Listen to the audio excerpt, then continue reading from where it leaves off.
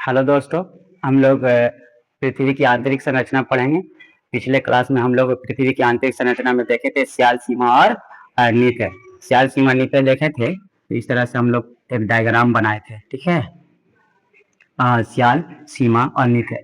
ऊपर वाला को स्याल बोलते हैं, बीच वाला को सीमा बोलते हैं, नीचे वाला को नीचे बोलते हैं। वही संरचना है, बस हम किए हैं क्या, इसको यहाँ से यहाँ तक केंद्र तक का काट करके निकाल लिए हैं, ठीक है। और उसको यहाँ पर निकाल करके यहाँ पर दर्शा दिए हैं, ठीक। कुछ विशेष काम नहीं किए हैं। तो इसको हम देखेंगे। यहाँ पर भी 3 भाग में पृथ्वी को बांटा गया है। वो कौन 3 भाग है वो देखते हैं। पहला पहला भाग कहलाता है क्रस्ट, दूसरा भाग कहलाता है मेंटल, तीसरा भाग कहलाता है कोर, ठीक। Crust, mental, core. और इसमें भी बांटा गया है। क्रस्ट को 2 भागों में बांटा गया है, ऊपरी क्रस्ट, निचली क्रस्ट। मेंटल को भी 2 भागों में बांटा गया, ऊपरी मेंटल, निचली मेंटल। कोर को भी 2 भागों में बांटा गया, ऊपरी कोर और निचली कोर, ठीक। आगे देखिएगा, ऊपर वाला जो दिख रहा है संरचना, ये क्या है। तो ये ऊपर में हम लोग जो धरातल पर रहते हैं, जब से पृथ्वी की ऊपरी सतह पर वही दिख रहा है। जैसे नदी है, तालाब है, पर्वत है, पठार है, पहाड़ है, इसमें यही दिख रहा है, ठीक है। मैदान है, ये ऊपर वाला हिस्सा दिख रहा है। और ये क्रस्ट जो होता है, ये पृथ्वी का पूरा हिस्सा क्रस्ट कहलाता है। यहाँ से लगा करके यहाँ तक का पृथ्वी का पूरा हिस्सा क्या कहलाता है, क्रस्ट कहलाता है। इसकी औसत जो मोटाई होती है, इसकी औसत मोटाई होती है, औसत मोटाई, औसत मोटाई, मोटाई है ना, 30 से 35 किलोमीटर तक होती है। औसत मोटाई कितनी होती है क्रस्ट की, 30 से लगा करके 35 किलोमीटर तक का होती है, ध्यान में रखना है। अब क्रस्ट को भी 2 भागों में बांटा गया है, ठीक है। महा महाद्वीपीय महाद्वीपीय महाद्वीपीय क्रस्ट, भूपर्पटी, भूपर्पटी, भूपर्पटी और महासागरीय, महासागरीय, महासागरीय भूपर्पटी, भूपर्पटी, महासागरीय भूपर्पटी। महाद्वीपीय भूपर्पटी जो है उसकी मोटाई ज्यादा होती है, वो 30 से लगा करके 70 किलोमीटर तक का होता है। और महासागरीय जो भूपर्पटी होती है उसकी मोटाई कम होती है, वो है ना 5 से लगा करके 7 किलोमीटर तक का होती है। कितना, 7 किलोमीटर तक का होती है। 5 से लगा करके 7 किलोमीटर तक का होती है। महाद्वीपीय है ना भूपर्पटी की मोटाई ज्यादा होती है, 30 से लगा करके 70 किलोमीटर। महासागरीय भूपर्पटी की मोटाई क्या होती है, 5 से लगा करके 7 किलोमीटर तक का होती है, ठीक। अच्छा, भूपर्पटी को भी 2 भागों में बांटा गया है, अपर क्रस्ट और लोअर क्रस्ट। अपर क्रस्ट और लोअर क्रस्ट के बीच में जो डिस्कॉन्टिन्यूटी आती है, जो असंबद्धता आती है ना, जो बांटता है 2 भागों में, उसको हम क्या कहते हैं, कोनराड डिस्कॉन्टिन्यूटी। या है ना कोनराड, है ना कोनराड, कोनराड, कोनराड डिस्कॉन्टिन्यूटी, असंबद्धता, असंबद्धता, असंबद्धता, असंबद्धता कहलाती है, ठीक है। तो इसको ध्यान में रखना है। और देखिए, ऊपरी क्रस्ट जो है ग्रेनाइट, है ना, ग्रेनाइट, ग्रेनाइट से बना हुआ है। निचली क्रस्ट किससे बना हुआ है, कौन सी चट्टानों से बना हुआ है, तो ये बना हुआ बेसाल्ट, बेसाल्ट। ये तो वहां पर भी देखे थे हम लोग, स्याल, सीमा जो पढ़े थे वहां पर भी देखे थे, क्या है ना। ऊपर वाला जो हिस्सा है वो किससे बना हुआ है, तो वो बना हुआ है ग्रेनाइट से बना हुआ है। नीचे वाला जो हिस्सा वो किससे बना हुआ है, बेसाल्ट चट्टानों से बना हुआ है। दोनों का दोनों अग्नीय चट्टान है, बस दोनों में अंतर ये है कि ग्रेनाइट चट्टान है ना, उसका घनत्व कम होता है, बेसाल्ट चट्टानों का घनत्व वो ज्यादा होता है, ठीक है। तो यहाँ पर घनत्व में भी अंतर दिखेगा। ऊपरी क्रस्ट का घनत्व कम होगा, निचली क्रस्ट का घनत्व क्या होगा, ज्यादा होगा। ऊपरी क्रस्ट का घनत्व होता है 2.7 ग्राम प्रति सेंटीमीटर क्यूब होता है, और निचली क्रस्ट का जो घनत्व होता है वो कितना होता है, वो करीब करीब 3 ग्राम प्रति सेंटीमीटर क्यूब होता है, ठीक है। इसको भी ध्यान में रखिएगा। आगे देखते हैं।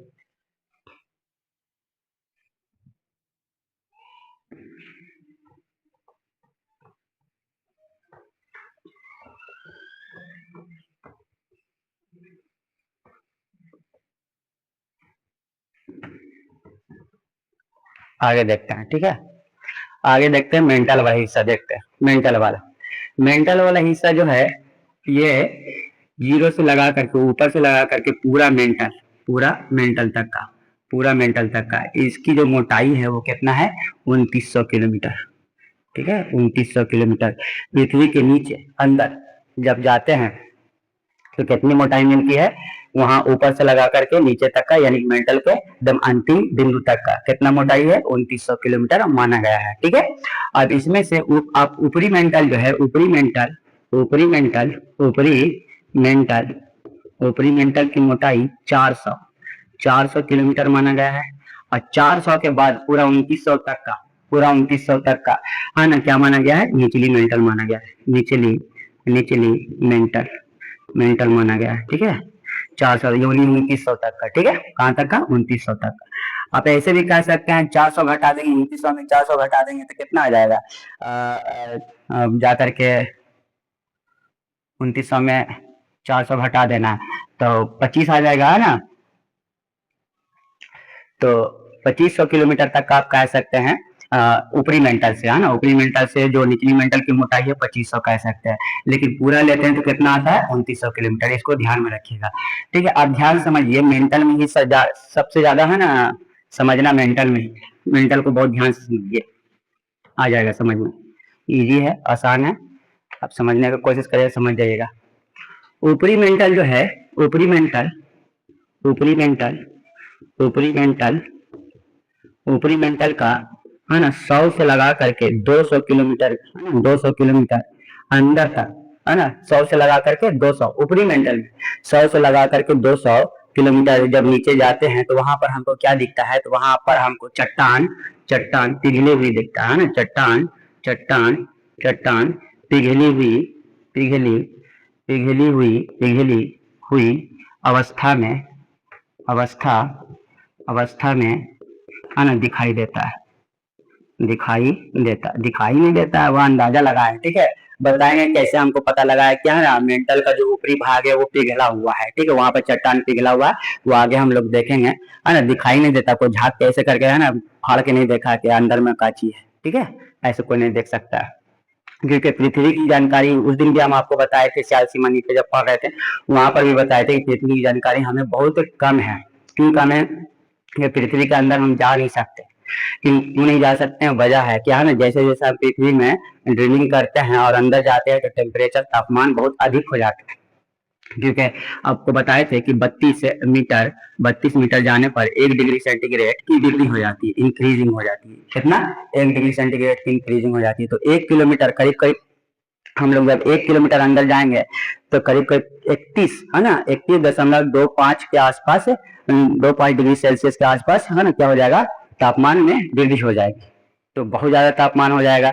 अब सोचिए क्या है ना, 1 किलोमीटर अंदर जा रहे हैं तो 31 डिग्री, करीब करीब 30 डिग्री मानिए ना, 31 छोड़िए 30 डिग्री मानिए, 1 किलोमीटर पर 30 डिग्री का, है ना, वृद्धि हो रहा है। 2 किलोमीटर पर 60 हो जाएगा, और आगे जाएगा और ज्यादा बढ़ेगा, और ज्यादा बढ़ेगा, और ज्यादा बढ़ेगा। ऐसे में रूस में एक जगह है, रूस में, है ना, रूस में एक ड्रिलिंग किया गया है। रूस में पृथ्वी की आंतरिक संरचना को समझने के लिए ड्रिलिंग किया गया, उसको नाम दिया गया Cola Cola Kola super super super deep Kola super deep. ठीक है, रूस में एक जगह है ना, वहां पर ड्रिलिंग किया गया है। उस ड्रिलिंग को नाम दिया गया कोला सुपर डीप। ये लगभग लगभग 12.2 किलोमीटर गहराई यहाँ पर किया गया है। ठीक है, कोला सुपर डीप जो है कितना, 12.2 किलोमीटर गहराई किया गया। अब जब वहां पे जाते हैं, जब अंतिम बिंदु पर पहुंचते हैं तो वहां पर जो टेम्परेचर हो जाता है करीब करीब 180 डिग्री सेंटीग्रेड हो जाता है। ठीक है, 12 किलोमीटर में 180 डिग्री सेंटीग्रेड बहुत ज्यादा है, तो अंदर में जान नहीं पाएंगे कि क्या है नहीं है, और समझे। तो इसको जो जानने का जो आधार बना है वो भूकंपीय तरंगों को बना है ना। आगे हम देखेंगे भूकंपीय तरंग। तो ऊपरी जो मेंटल है, यहाँ पर समझने का प्रयास करते हैं। ऊपरी मेंटल में 100 से 200 किलोमीटर की गहराई पर जाते हैं तब हमको क्या मिलता है, चट्टान पिघला हुआ अवस्था में मिलता है, और इसी को हम बोलते हैं मैग्मा। इसी को हम क्या कहते हैं, मैग्मा। कभी कभी ज्वालामुखी जब फटता है और मैग्मा बाहर आता है, जब बाहर आकर के ऊपर में जम जाता है तो उसको हम लावा कहते हैं। क्या कहते हैं, लावा कहते हैं। ठीक, अब नीचे वाला जो ऊपरी मेंटल का जो ऊपर वाला भाग है, ऊपरी मेंटल का मान लीजिए ऊपर मेंटल का ये वाला भाग, ये वाला भाग है ना, ये वाला भाग, ये कैसा है, पिघला हुआ अवस्था में, पिघला हुआ अवस्था में। उसके बाद मेंटल क्या है, ठोस अवस्था में। उसके बाद मेंटल क्या है, ठोस अवस्था में। पूरा मेंटल ठोस अवस्था में, पूरा का पूरा मेंटल क्या है, ठोस अवस्था में। ठीक है, क्रस्ट है ठोस अवस्था में। ऊपरी मेंटल का कुछ थोड़ा सा हिस्सा क्या है, पिघला हुआ अवस्था में, तरल अवस्था में। उसके बाद पूरा मेंटल कौन सा अवस्था में, ठोस अवस्था में। फिर कोर आते हैं, तब कोर का ऊपर वाला हिस्सा, कोर का ऊपर वाला हिस्सा ये भी पिघला हुआ है है ना। कोर का ऊपर वाला हिस्सा ये भी पिघला हुआ, ये भी पिघला हुआ है, ये भी पिघला हुआ है, ठीक है, ये भी पिघला हुआ अवस्था मिलता है। उसके बाद पूरा का पूरा ठोस अवस्था में, पूरा का पूरा क्या है, ठोस अवस्था में, ठीक है। इस तरह से संरचना बना हुआ है। अच्छा, इसका जो घनत्व होता है, इसका घनत्व अधिक होता है। इसका घनत्व जो होता है 3 दशमलव समथिंग से लगा करके है ना 5.5 तक का होता है, 3.6-7 से लगा करके 5.5 तक का मेंटल का। और कोर का डेंसिटी तो वहां पर भी आपको बताया थे, यहाँ पर भी जानिए। कोर का डेंसिटी होता है करीब करीब 10 ग्राम प्रति सेंटीमीटर क्यूब से लगा करके 13 ग्राम प्रति सेंटीमीटर क्यूब होता है। क्लियर है, इतना आपको समझ में आ गया होगा। आगे देखते हैं।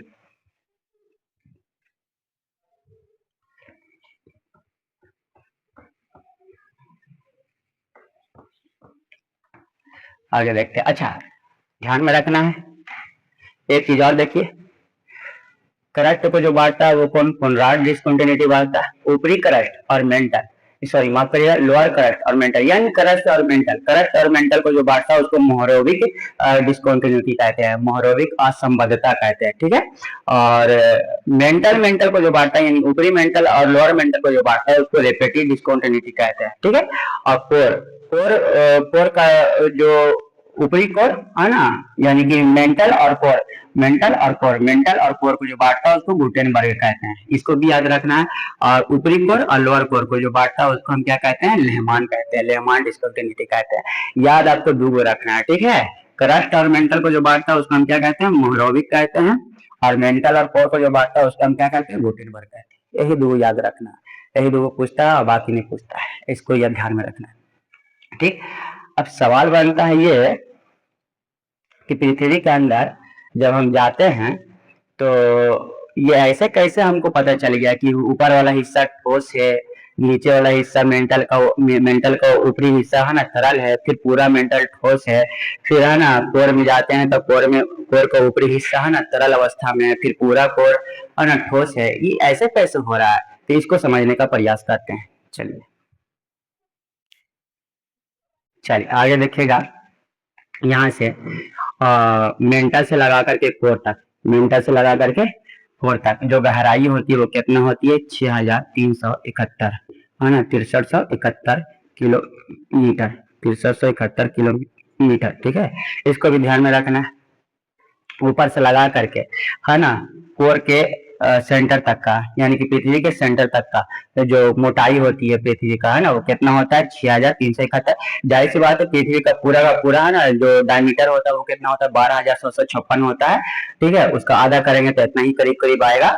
तो वहां से लगा करके यहाँ तक का जो गहराई होता है वो कितना होता है, 6371 किलोमीटर। और अभी आपको हम बताए कि ऊपरी कोर क्या है, तरल अवस्था में है, और ऊपरी मेंटल क्या है ना वो भी तरल अवस्था में। इसको हम समझते हैं कैसे होता है, इसको हम कैसे जान पाए कि तरल अवस्था में। तो अभी थोड़ी देर पहले हम बताए थे कि भूकंपीय तरंगों द्वारा हम पता करते हैं कि पृथ्वी के अंदर क्या है, ठीक। समझिएगा, भूकंपीय तरंगे 3 प्रकार की होती है, ठीक है। कौन कौन होती है, एक होती है पी तरंगे, पी तरंगे, एक होता है एस तरंगे, एस तरंगे, और एक होता है एल तरंगे, एल तरंगे, ठीक है, एल तरंगे। जो पी तरंगे और एस तरंगे हैं इसको भूगर्भिक तरंगे कहते हैं, भूगर्भिक, भूगर्भिक तरंगे, तरंगे कहते हैं। इस तरंगों को धरातलीय तरंगे कहते हैं, धरातलीय, धरातलीय तरंग, तरंगे कहते हैं, ठीक है। इसको ध्यान में रखना। 3 तरह की तरंगे होती है, पी तरंगे, एस तरंगे और एल तरंगे। पी प्राइमरी तरंगे, एस सेकेंडरी तरंगे, और एल, एल का मतलब लव होता है ना, लव तरंगे, ठीक। तो इसको समझते हैं। पी तरंगे और एस तरंगे कैसी तरंगे, भूगर्भिक तरंगे होती है। पी तरंगे एस तरंगे भूगर्भिक तरंगे का मतलब भूगर्भ में वो संचरण करता है। एल तरंगे धरातलीय तरंगे होती है, वो है ना धरातल पर है ना संचरण करता है। धरातल कहने का मतलब होता है ऊपरी हिस्सा है ना, पृथ्वी का करस्ट में ऊपर में धरातल में धरातलीय चट्टानों में ये दौड़ता है, ठीक है। समझते हैं। अब होता क्या है कि जब हम तरंगों का अध्ययन करते हैं तो पता चलता है कि पी तरंगे तीनों में संचरण करती है। तीनों में कहने का मतलब है ठोस, द्रव और गैस, है ना। तीनों में कहने का मतलब है कि पी तरंगे, कहने का मतलब है पी तरंगे तीनों में संचरण करती है, ठोस, द्रव और गैस। तो पृथ्वी में कहीं अंदर में गैस तो मिलता नहीं, मिलता हमको दो ही चीज मिलता है, ठोस मिलता है और क्या मिलता है, तरल मिलता है। ठीक है, तो पी तरंगे तीनों में संचरण करती है। तो होता क्या है कि मान लीजिए, अच्छा ये तरंगे जो उत्पन्न होती हैं वो कहाँ पर से होती है, तो ऊपरी मेंडल से उत्पन्न होती है, 100-200 किलोमीटर पृथ्वी के नीचे है ना, इसका केंद्र बिंदु होता है, वहीं पर है ना ये उत्पन्न होती है। और जब ये उत्पन्न होती है तो चारों तरफ फैलती है, यहाँ पर भी जाएगा, यहाँ पर भी जाएगा, नीचे भी दौड़ेगा, यहाँ पर भी दौड़ेगा, यहाँ पर भी दौड़ेगा, सब जगह दौड़ेगा। ठीक है, तो जब तरंगे जब उत्पन्न होती है पी तरंगे, तो ये है ना मेंटल के तरल अवस्था से दौड़ते हुए पृथ्वी के ऊपर तक का चला आता है ना, ये यहाँ से दौड़ते हुए दौड़ते हुए दौड़ते हुए दौड़ते हुए पृथ्वी की दूसरी तरफ भी चला आता है। तो पता चलता है कि पी तरंगे जो है ना, पृथ्वी के चारों तरफ दौड़ रहा है और तरल और ठोस दोनों को पार कर जा रहा है, तरल और ठोस दोनों को क्या कर जा रहा है, पार कर जा रहा है। ठीक, तो इससे पता चल रहा है, अच्छा इससे तो पता नहीं चला कि अंदर में क्या है, ठोस है, तरल है, ठोस है, तरल है, नहीं पता चला। ठीक है, तो इसकी स्पीड भी बहुत होती है, तरंगों की जो स्पीड होती है वो 6 से लगा करके है ना, 6 से लगा करके 8 किलोमीटर पर सेकंड होती है, इसकी स्पीड भी बहुत होती है। तो ये और ये नुकसानदेह भी नहीं होता। ठीक है, भूकंपीय तरंगों में सबसे कम नुकसानदेह जो होता है वो कौन होता है, पी तरंगे, क्योंकि इसकी स्पीड ज्यादा होती है, सड़क से निकल जाता है। ठीक है, तो पता नहीं, महसूस नहीं होता, हल्का सा हिलाएगा निकल जाएगा, तेजी से निकल जाएगा, तो ये ज्यादा खतरनाक नहीं होती है। खतरनाक जो होती है वो एल तरंग होती है। अच्छा आगे देखें, इस तरंगों के बारे में समझते हैं। सेकेंडली इस तरंगे क्या होती है, वो सिर्फ और सिर्फ ठोस में है ना, ठोस में, वो सिर्फ और सिर्फ किसमें, ठोस में संचरण करती है। इससे पता चलता है कि पृथ्वी के नीचे क्या है ना, तरल पदार्थ, पृथ्वी के नीचे क्या है, तरल पदार्थ है। इस तरंगे भी चारों तरफ पृथ्वी में चारों तरफ दौड़ेगा। अब होता क्या है कि यहाँ से उत्पन्न हुआ और मेंटल के ऊपरी भाग से उत्पन्न हुआ, तो ये तो क्रस्ट में तुरंत इधर ऊपर चला आएगा, तो पता चला ठीक है, हाँ आया। फिर यहाँ से जब ये दौड़ता है तो दौड़ते हुए ये मेंटल को पार कर जाता है, मेंटल को पार करने के बाद जब कोर में जाता है तो गायब हो जाता है, पता नहीं चलता है कि कहाँ गया, यानी कि लुप्त हो जाता है, गायब नहीं, खत्म नहीं होता है ना, वो उसकी चाल बहुत धीमी हो जाती है, एकदम है ना हल्की हो जाती है, पता नहीं चलता। और धीरे धीरे जब ये कोर बाहरी कोर से निकलता है और अंदर में आता है, ठोस वाला में जब है ना, जब घुसता है तो इसकी स्पीड और इसको है ना, इसका मतलब सिस्मोग्राफर इसका रिकॉर्ड कर लिया जाता है, इसको पता चलता है कि हाँ ये तरंगी उत्पन्न हुई। ठीक है, ये ठोस को पार करता है ना, तरल में आता है तो वो ना गायब हो जाता है, फिर ठोस में उत्पन्न हो जाता है। तो इससे वैज्ञानिकों को पता चला कि अंदर का जो संरचना है, ठोस द्रव ठोस द्रव ठोस द्रव ठोस द्रव, इस तरह से संरचना बना हुआ है। ठीक है, ये हमको बताता है कि अंदर में क्या है, कि कहीं पर ठोस है और कहीं पर तरल है। ठीक, अब सवाल बनता है कि ऐसे कैसे हो गया, कहीं पर ठोस है कहीं पर तरल है, पृथ्वी ऐसे कैसे हो गई। तो अभी तो बताया कि हर 32 मीटर का जाने पर क्या होता है कि तापमान में वृद्धि होती है 1 डिग्री सेंटीग्रेड का, लेकिन खाली तापमान में वृद्धि नहीं होती है, दबाव में वृद्धि होती है। तो पृथ्वी का अंदर वाला हिस्सा आना ताप और दाब में आना लड़ाई चलते रहता है, ताप और दाब में क्या लड़ाई चलते रहता है, लड़ाई चलता रहता है। और ये जो तापमान जो वृद्धि होती है, ये आज के परसों भी बताए थे कि 8 किलोमीटर का अंदर 8 किलोमीटर अंदर तक है ना, ये हर 32 मीटर पर 1 डिग्री सेंटीग्रेड की वृद्धि होती है। फिर धीरे धीरे धीरे धीरे इसका दर क्या होता जाता है, कम होता जाता है। अगर ये लगातार ऐसे ही बढ़ते जाता है तो केंद्र तक का आते आते इसका तापमान है ना करीब करीब 2 लाख डिग्री सेंटीग्रेड होता है। इतना संभव नहीं है, असल में पृथ्वी के नीचे केंद्र में 2 लाख डिग्री सेंटीग्रेड तापमान रहेगा तो पूरा पृथ्वी पिघल जाएगी और हम लोग है ना हवा हो जाएंगे, मजा ही आ जाएगा। ठीक है, बिना पैसा के बिना खर्च के बाहर जाने का भी आवश्यकता नहीं पड़ता। ठीक, आगे देखिए समझिए। तो डर क्या होता है, वो वृद्धि दर क्या हो जाता है, वो कम हो जाता है।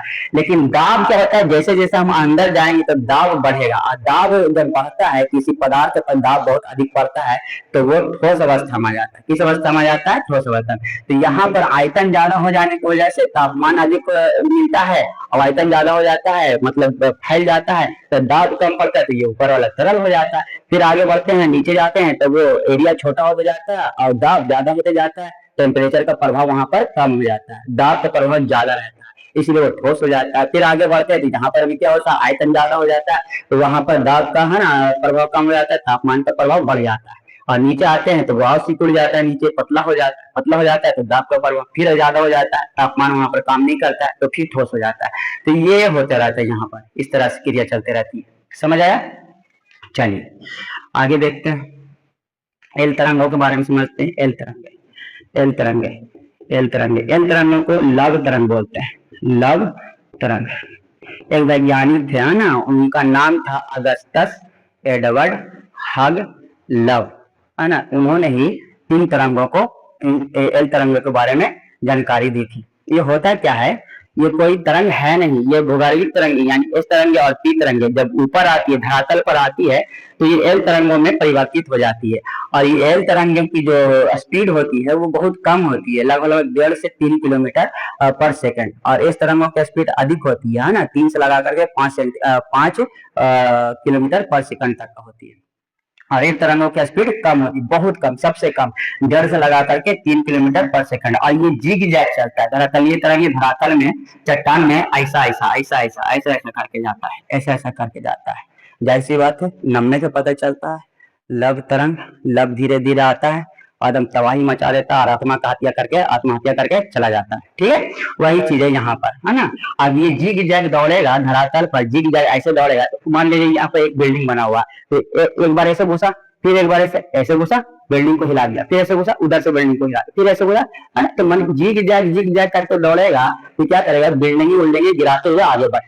ठीक है, ये खतरनाक तरंगे होती है तरंगे, और ये वो है ना मेंटल से उत्पन्न नहीं होता है। ये इस तरंगे और एल तरंगे जब ऊपर आती है, धरातल पर आती है, तो एल तरंगों में परिवर्तित हो जाती है। माफ करना, पी तरंगे और एस तरंगे जब ऊपर आती है तो धरातल में आके धरातल के चट्टानों से टकरा करके ये क्या बन जाती है, एल तरंगे बन जाती है। ठीक है, और जिग जैग दौड़ना शुरू कर देती है। बस इतना ही समझना था इसमें, बाकी कुछ और देख लेंगे कल। ठीक है, आज और इतना ही। और बाकी वीडियो को है ना लाइक करिए और ज्यादा से ज्यादा फॉलो करिए। आपको पूरा मिल रहा है, ऐसा नहीं कि खराब मिल रहा है, ठीक ठाक मिल रहा है। ठीक है, हमको जितना आता है उतना बता देते हैं। ठीक है, आप देखिए तो पहले सही